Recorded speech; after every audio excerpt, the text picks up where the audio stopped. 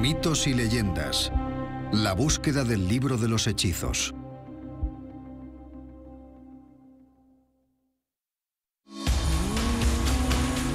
Una leyenda habla de la existencia de un libro de magia desde hace 5000 años. Fue el legado de un dios egipcio y contiene hechizos que pueden predecir el futuro. Se llama el Libro de Thoth. Y su contenido es muy misterioso. Algunos dicen que contiene rituales antiguos usados por organizaciones secretas. Todo aquel que es admitido en la orden ha de morir simbólicamente y renacer. Otros dicen que otorga a sus lectores el poder de adivinar el futuro mediante las cartas del tarot. El libro del tarot original estaba grabado en unas tablas de oro y era el Libro de Thoth. Y según otros, el libro ofrece a sus seguidores un mundo de amor libre y drogas, elemento central de la cultura del rock and roll de los años 60. Personas famosas del mundo como los Beatles o los Rolling Stones están muy interesados en estas cosas. Pero ¿cuál es la verdad del Libro de Thoth? ¿Qué esconden sus páginas? ¿Existe siquiera? En Egipto, expertos siguen buscando respuestas. Esta es la historia de la búsqueda para descubrir la verdad sobre el que, según algunos, es el libro más importante jamás escrito.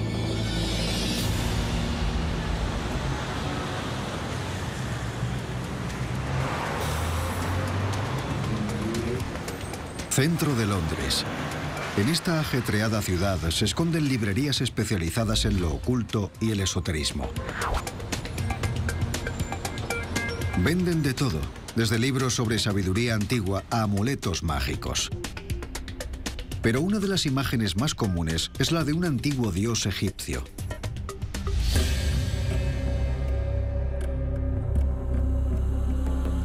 Se llama Thoth. Y es una extraña figura con cuerpo humano y cabeza de animal.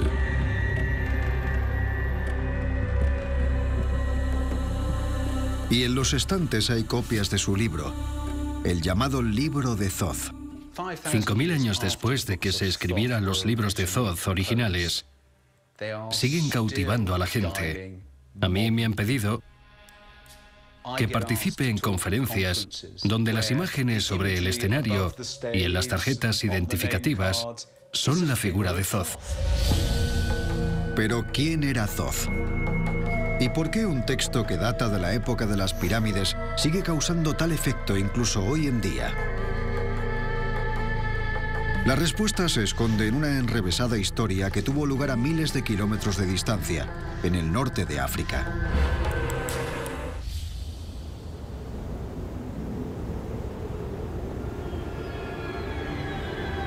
El Valle del Nilo.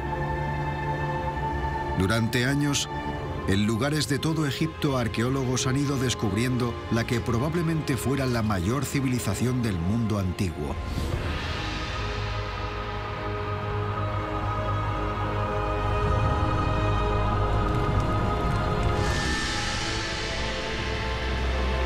Martin Raven participó en la excavación de tumbas de 4000 años de antigüedad. Hemos desenterrado una gran necrópolis llena de tumbas con preciosas pinturas, relieves murales e inscripciones. Excavaciones como estas han revelado que el antiguo Egipto poseía una cultura sofisticada, un complejo sistema de creencias y un panteón de dioses. Uno de los más importantes era Thoth. Aparece representado con cuerpo humano y cabeza de ibis, o con cuerpo de babuino. En el antiguo Egipto creían que los dioses eran invisibles, pero si querían manifestarse ante los ojos de los humanos, necesitaban una forma corporal. Muchos dioses tenían un animal sagrado que se creía que estaba conectado con ellos. El babuino, un mono que a veces parece muy sabio, muy humano, como si tuviera pensamientos muy profundos, estaba conectado con el dios Thoth. Su otro animal sagrado era el ibis, que también es muy silencioso y camina entre los humedales y el barro, y parece que también tuviera pensamientos muy profundos. Para los antiguos egipcios, Thoth era un dios con poderes excepcionales. Thoth era el secretario de los dioses. Anotaba lo que decidían. Así que se convirtió en el dios de la sabiduría y a veces también en el dios de la curación y de la magia.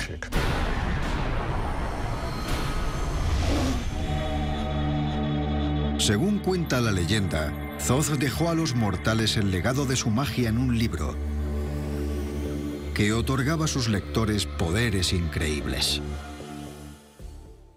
Según la literatura del antiguo Egipto, el libro de Thoth contiene una sabiduría mágica, esotérica y secreta que permitiría a un individuo comunicarse con los dioses, hablar con los animales y acceder al más allá. Tal era la reputación del libro de Thoth que su fama se extendió por el mundo antiguo.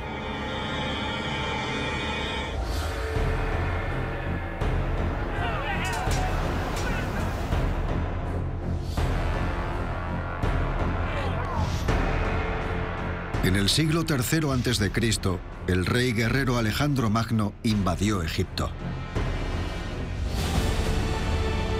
Los invasores griegos se quedaron asombrados ante lo que se encontraron. Les deslumbró esa civilización de edificios maravillosos. Pirámides, estatuas, todas las cosas fabulosas que podemos ver hoy en día, pero que en aquella época estaban en todo su esplendor.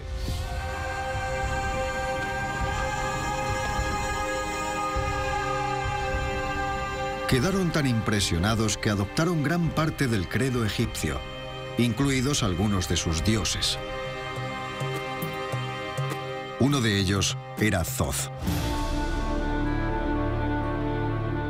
Los griegos ya tenían la figura de Hermes, el dios que, según creían, era el patrón de lo que podríamos llamar ciencia. Era el inventor de la escritura. Así que se encontraron con la figura de Thoth, que según los egipcios, también era el inventor de las matemáticas y la geometría, que les habían permitido construir las pirámides. Así que los griegos asociaron su figura de Hermes a la figura de Thoth del antiguo Egipto. Los griegos declararon que Thoth y Hermes eran el mismo dios.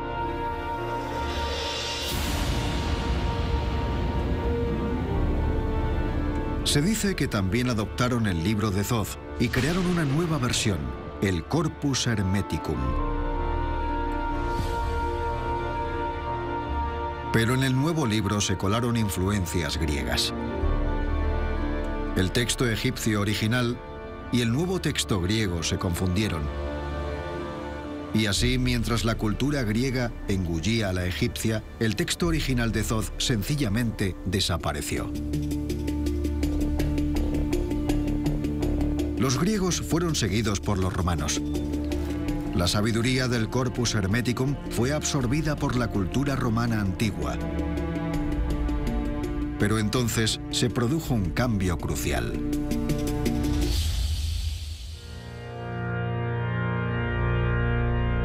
El cristianismo se extendió por Europa. Las referencias a dioses paganos como Thoth y Hermes fueron prohibidas. La versión griega del libro de Thoth fue eliminada.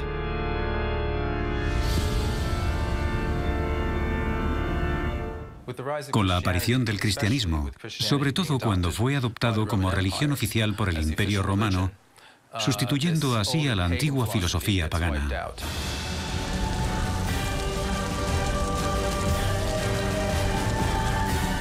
Los que defendieron las ideas paganas fueron quemados en la hoguera o torturados en la rueda.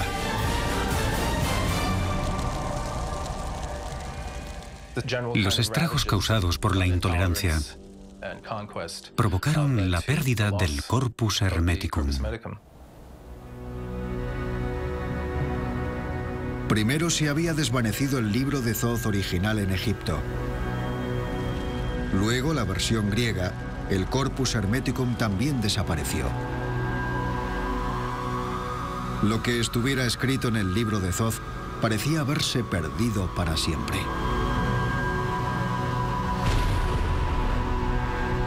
Pero entonces se produjo otra revolución en el pensamiento occidental.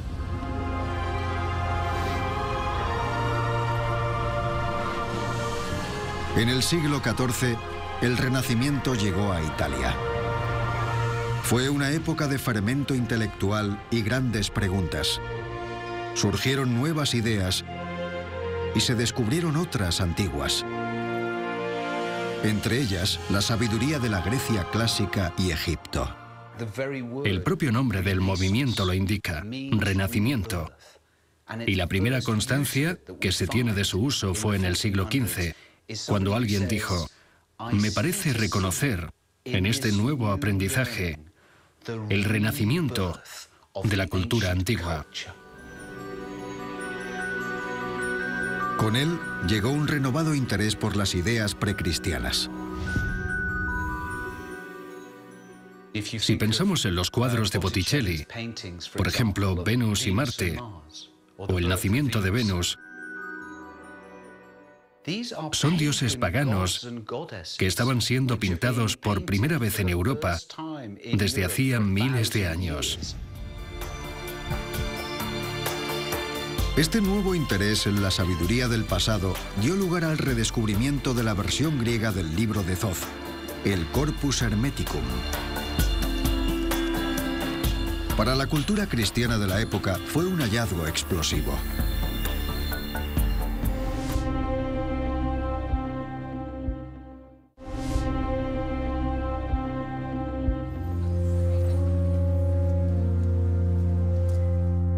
La Iglesia Católica llevaba más de 1000 años gobernando Europa. Pero cada vez eran más los que pensaban que era demasiado autoritaria y poderosa. Las instituciones se habían vuelto terriblemente corruptas. El oficio del Papa había quedado totalmente desacreditado. Las bulas se compraban y vendían. La Iglesia había perdido el respeto incluso del pueblo llano.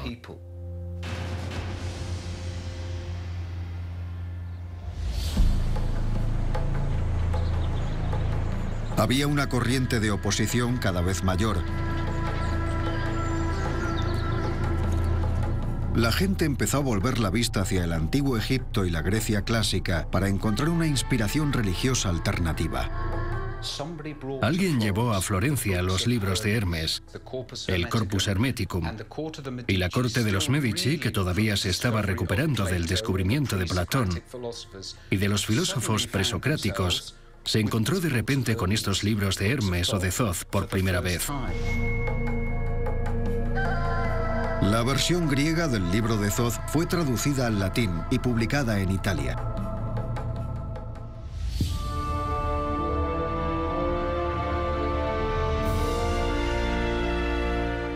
Se convirtió en uno de los libros más influyentes de la época. Se hicieron varias ediciones durante el siglo y medio siguiente. Puede que no fuera el texto egipcio original, pero hizo que por el mundo renacentista se extendiera una ola de optimismo.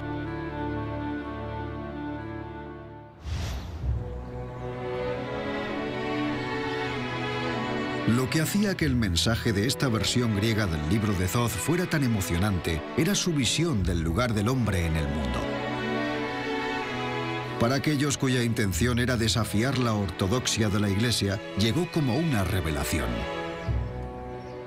Presentaba una visión completamente distinta de la humanidad, no como una figura que después de haber sido desterrada del jardín del Edén, vagaba sin rumbo. El libro de Thoth sostenía que el hombre ocupaba una visión elevada dentro de la creación. El mensaje del libro de Thoth parecía implicar que el hombre era algo más que un sirviente de los dioses. No solo tenía los mismos poderes que los dioses, sino que era su deber usar esos poderes para crear un mundo mejor, más bello. Thoth parecía ofrecer una nueva visión de la importancia del lugar del hombre en la Tierra.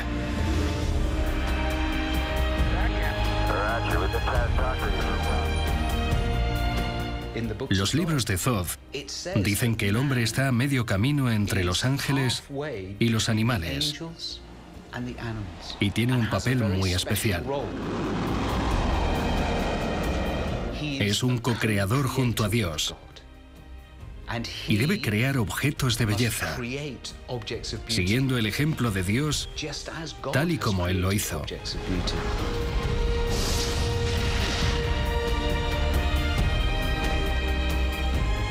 Expone una idea optimista sobre el hombre, sobre los poderes de la mente, la imaginación, la capacidad de comprender el mundo.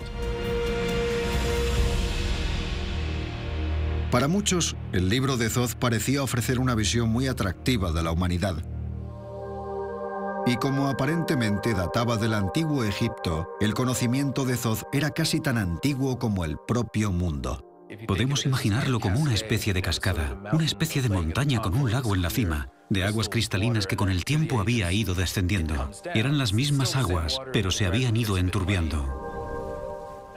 Y lo que los filósofos del Renacimiento creyeron, cuando tuvieron el Corpus Hermeticum en sus manos, era que iban a ir a la fuente, al origen de las aguas puras del conocimiento antiguo. Lo irónico era que esa filosofía alternativa se basaba en la versión griega del libro de Thoth. Nadie podía estar seguro de cuánto tenía en común con el texto egipcio original. Pero en el nombre de la sabiduría egipcia avanzarían en direcciones muy curiosas.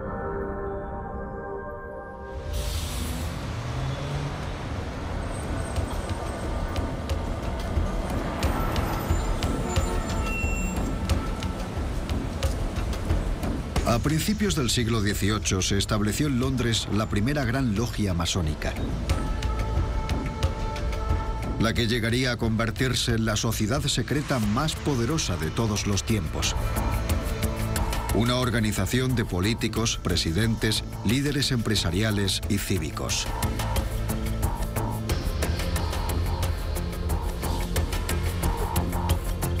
Pero a principios del siglo XVIII estaba compuesta por un pequeño grupo de hombres que anhelaban un mundo mejor.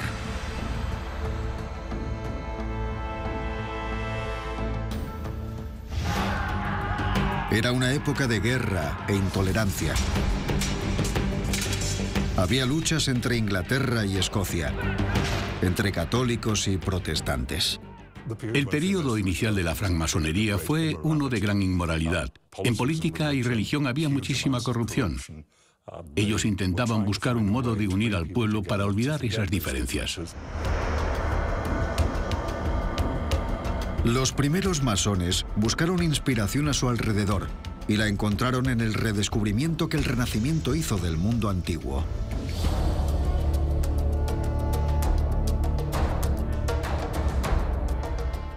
Puede que no seamos capaces de señalar los vínculos históricos concretos, pero podemos decir que los rituales y el propósito fundacional de la francmasonería se remontan al antiguo Egipto. Como los hombres del Renacimiento antes de ellos, los primeros masones quedaron cautivados por la visión más activa que tenía Thoth de la humanidad. La Grecia clásica y Egipto eran consideradas la cuna de la civilización, de cosas como la ciencia y las matemáticas, que, por ejemplo, eran la base de la arquitectura. Los masones los consideraban los cimientos del arte que habían dejado atrás. Así que sentían una gran reverencia por cualquier cosa de la época clásica y del antiguo Egipto. Para plasmar esa reverencia, los masones adoptaron símbolos egipcios. Importaron cosas como la esfinge, las pirámides y lo que tuviera que ver con Egipto.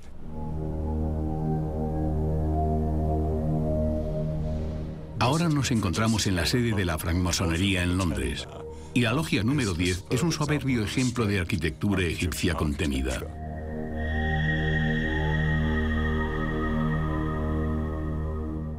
Hay copias del libro de los muertos de los egipcios en las paredes y columnas, cuyos pilares están decorados con flores de loto. Y lo que es más importante, los masones se centraron en una parte en concreto del Corpus Hermeticum. Era un ritual que todos los masones tenían que pasar. Y según creían, provenía directamente del antiguo Egipto. Era el ritual del Renacimiento.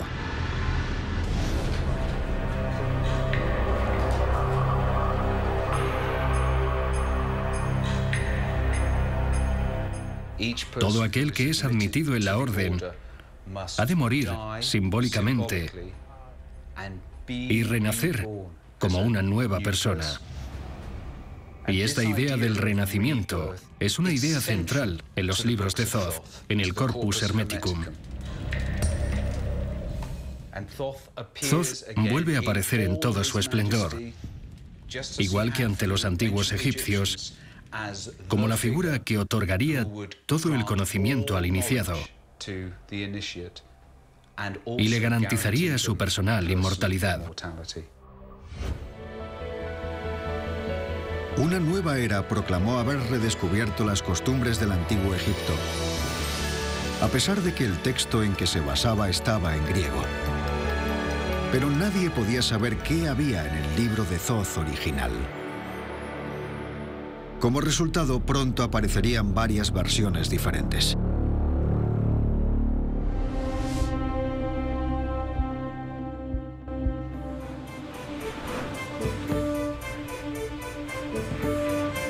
París, finales del siglo XVIII. Mientras la francmasonería se extendía por Europa, algo nuevo despertaba en Francia. Antoine Cor de Gébelin era un famoso escritor y pensador suizo. Cor de Gébelin era ocultista y masón. De hecho, pertenecía a la misma logia masónica de París que Voltaire y era amigo del rey de Francia. Así que estaba muy bien conectado. Cor de Gébelin tenía dos intereses principales. El primero era el antiguo Egipto. Y el segundo, los juegos de cartas.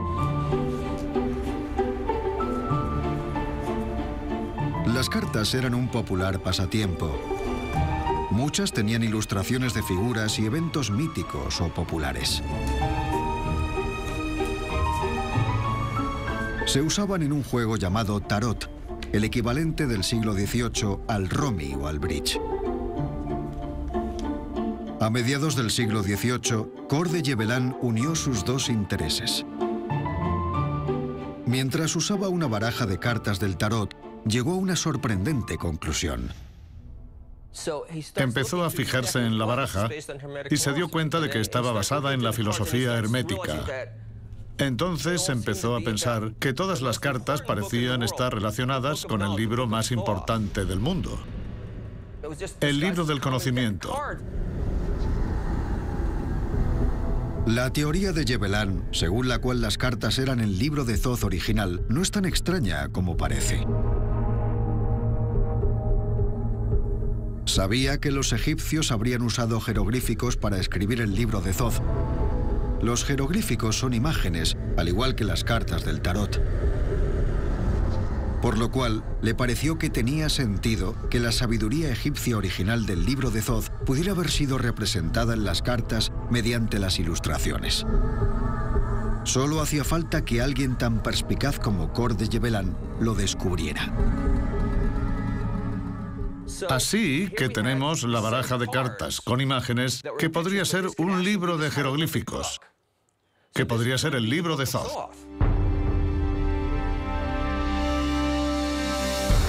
En 1733, Cor de Gébelin anunció sus conclusiones en un nuevo libro. En él realizaba la novedosa afirmación de que el libro de Thoth, que llevaba 5000 años perdido, era en realidad una baraja de cartas. Incluso mantenía que la palabra tarot derivaba del antiguo Egipto. Creía que la palabra tarot era una palabra egipcia, lo que demostraba que, por tanto, el tarot también lo era. Dijo que derivaba de las palabras egipcias tar-rar, que significan camino real, en el sentido del camino real al conocimiento, lo que sugería que era el libro de Thoth. En aquella época no pareció importar que nadie supiera interpretar los jeroglíficos egipcios. Kor de Yebelan creía que se había topado con una antigua verdad y descubierto el libro de Thoth original. Su libro despertaría un gran interés.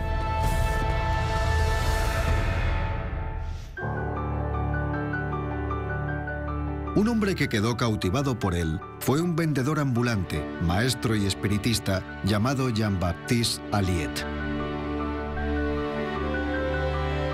Durante años había coqueteado con el ocultismo. Alliet cogió la idea de Kor de Yebelan y la hizo suya. Creó una baraja del tarot ligeramente diferente. Lo llamó el tarot Eteilla. Básicamente, Alliet se llamaba a sí mismo Eteilla por motivos mágicos. En realidad era su apellido escrito al revés. Alliet afirmaba que sus cartas tenían un toque egipcio auténtico. La primera carta que vemos aquí es un consultante que de hecho parece un hombre egipcio. El consultante es aquel que busca adquirir conocimiento en una lectura del tarot. Pero Alliet no se quedó ahí. Si comparamos al loco de las cartas Eteilla con el loco francés, el francés sufre el ataque de un perro porque es un extraño.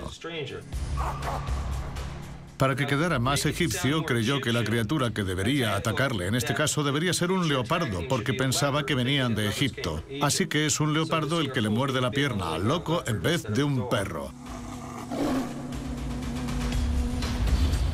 Estas cartas, según Alliet, representaban la auténtica sabiduría de Thoth. Y lo que es más, podían hacer algo verdaderamente mágico. Podían adivinar el futuro. En 1788, Alliet creó la Sociedad para la Interpretación del Libro de Thoth. Era una sociedad dedicada a la lectura de sus cartas del tarot.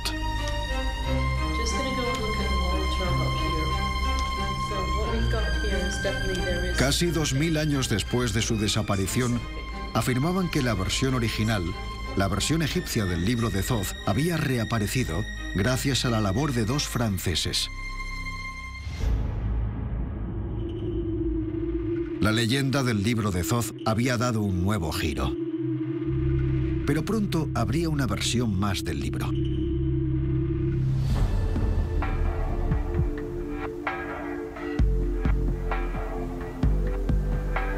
En 1904, un excéntrico e idiosincrático inglés viajó a Egipto.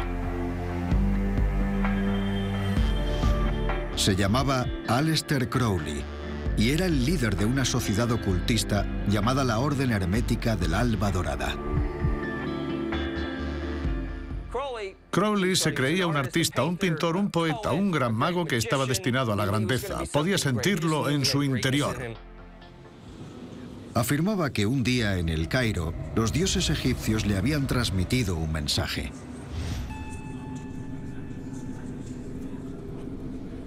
Dijo que a lo largo de 3 días había experimentado una serie de revelaciones.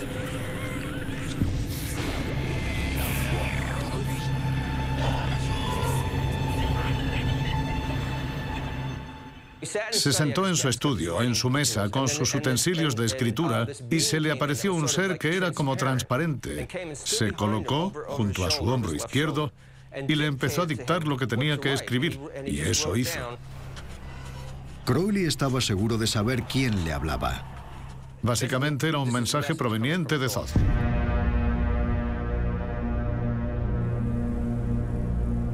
Crowley tituló el texto El Libro de la Ley. Si contaba la verdad, sería la versión más auténtica del libro de Thoth hasta el momento. Provenía del propio Dios.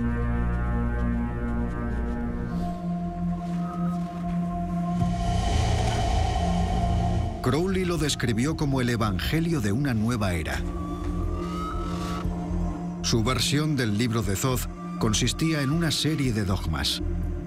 En la tercera línea dice que todos los hombres y mujeres son estrellas, que no necesitamos un ser central que nos indique la dirección, sino que cada uno podemos encontrar nuestra propia dirección. Con ese fin, Crowley argumentaba que el dogma más importante del nuevo libro de Thoth era «Haz tu voluntad», que será toda la ley. Thoth, personificado en el libro de la ley, se convirtió en la base de una nueva religión independiente. Crowley la llamó Thelema. Era una religión en la que valía casi todo. Thelema significa voluntad, que es de lo que todo el mundo habla al referirse a Crowley. No solo voluntad, sino deseo también, incluyendo su aspecto sexual. La versión de Crowley del libro de Thoth colocaba la magia sexual en el centro. Y el acto sexual se convirtió en un sacramento. Practicaban el amor libre, tomaban drogas, tenían visiones, eran promiscuos y tenían muchos hijos. No intentaba estafar a nadie, creía de verdad que era alguien importante.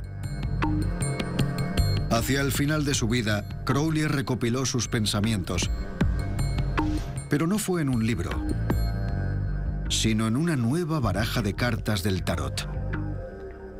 Crowley sentía que las cartas del tarot eran el mensaje de todo lo que intentaba transmitir con su filosofía de Thelema.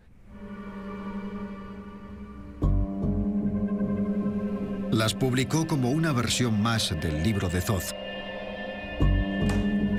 El libro de Thoth, que originariamente había sido escrito en papiro, habría sufrido otra metamorfosis y pareció usarse como justificación para, entre otras cosas, unas prácticas sexuales muy extrañas. Crowley murió en 1947, pero su legado sería recibido por una nueva generación.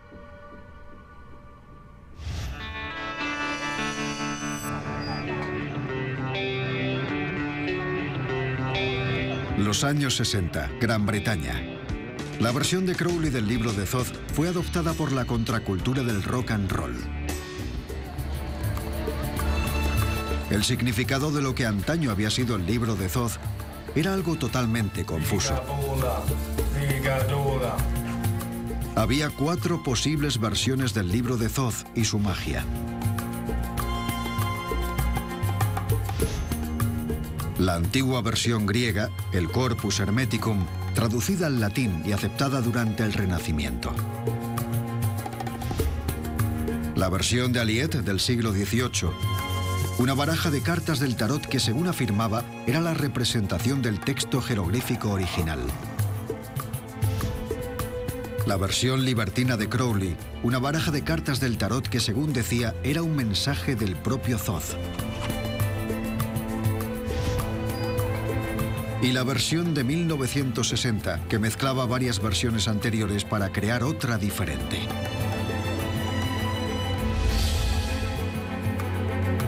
Cuatro versiones completamente diferentes que afirmaban representar el auténtico libro de Thoth.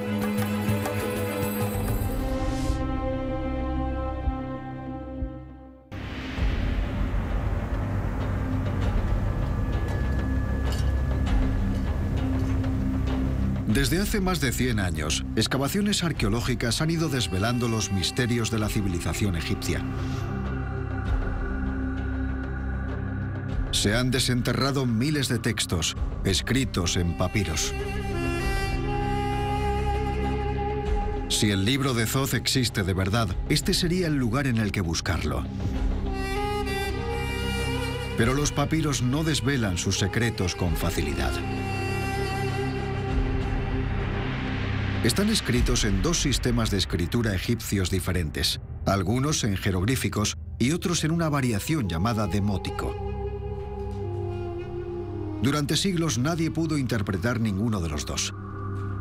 Finalmente, se pudieron descifrar a mediados del siglo XIX con la ayuda de uno de los objetos más extraordinarios jamás hallados.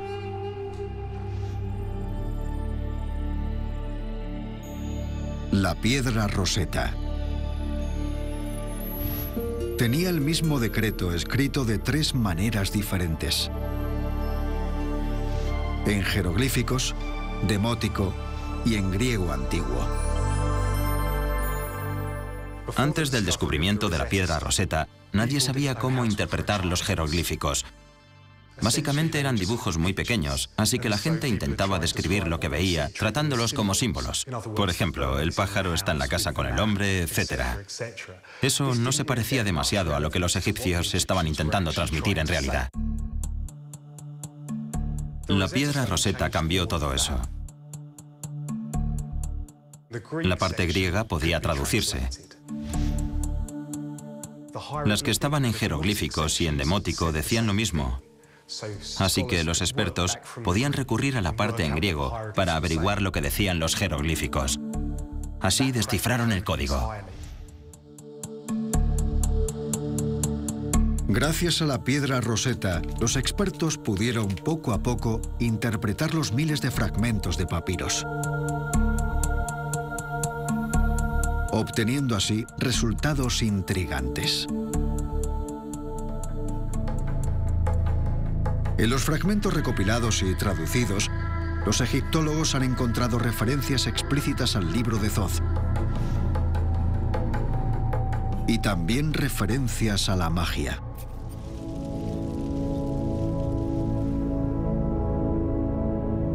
Pero no es la magia tal y como solemos entenderla.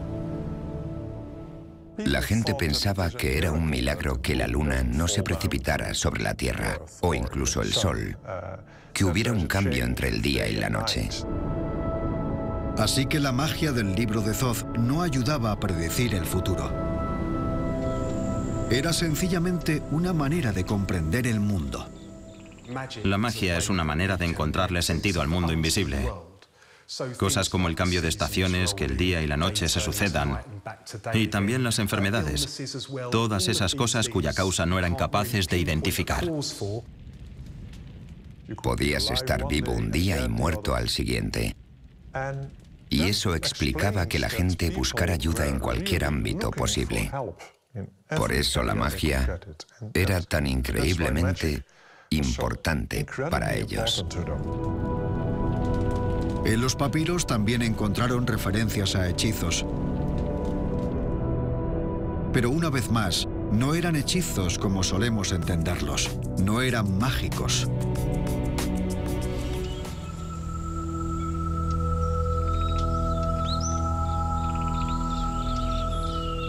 Un hechizo que los egiptólogos han catalogado como el número 15 dice así: Que él me conceda ver el disco solar y contemplar la luna sin cesar cada día.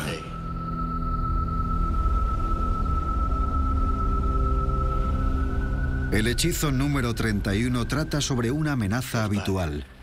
Atrás, retrocede, atrás, cocodrilo, no te enfrentes a mí porque vivo por mi magia. Así que no son hechizos diseñados para tener un efecto extraordinario. Son más como plegarias. La palabra hechizo no sirve de gran ayuda, porque es la terminología propia que se ha impuesto a la literatura del Antiguo Egipto. ¿Significa todo eso que las últimas interpretaciones del libro de Thoth, que ven en él poderes mágicos y sobrenaturales, están simplemente equivocadas?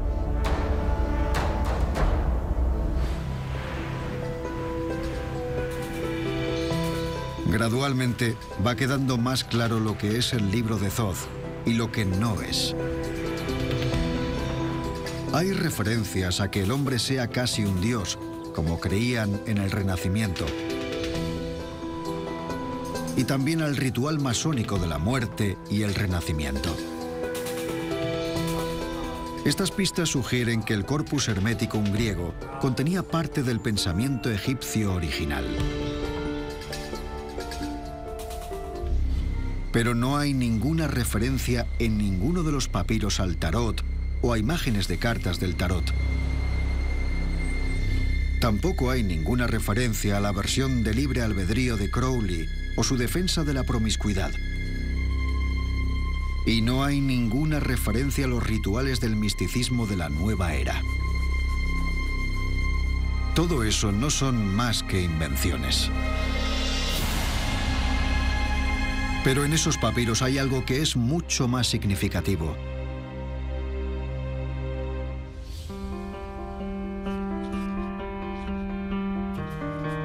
Hoy en día los expertos se preguntan si el libro de Thoth existió alguna vez como un objeto físico. A pesar de las menciones, no estamos convencidos de que exista un libro de Thoth que podamos encontrar algún día. Las referencias al libro de Thoth parecen metáforas de la colección de la literatura religiosa del antiguo Egipto en su totalidad.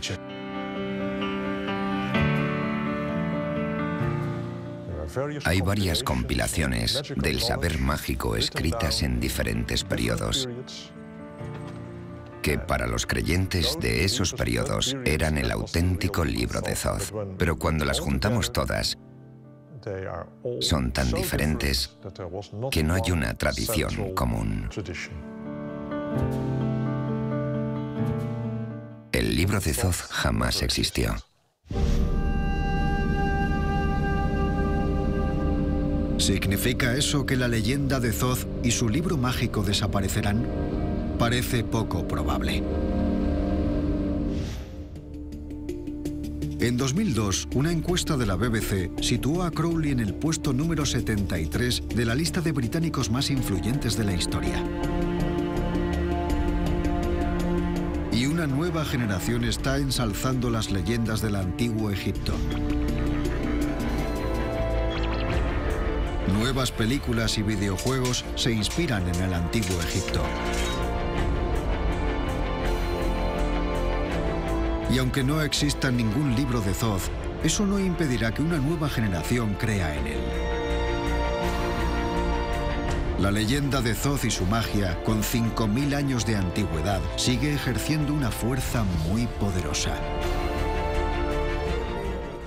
Hoy en día, sigue habiendo sociedades secretas que consideran a Thoth el Mistagogo arquetípico, la persona, el Dios que nos guiará hacia los misterios arcanos de la conciencia.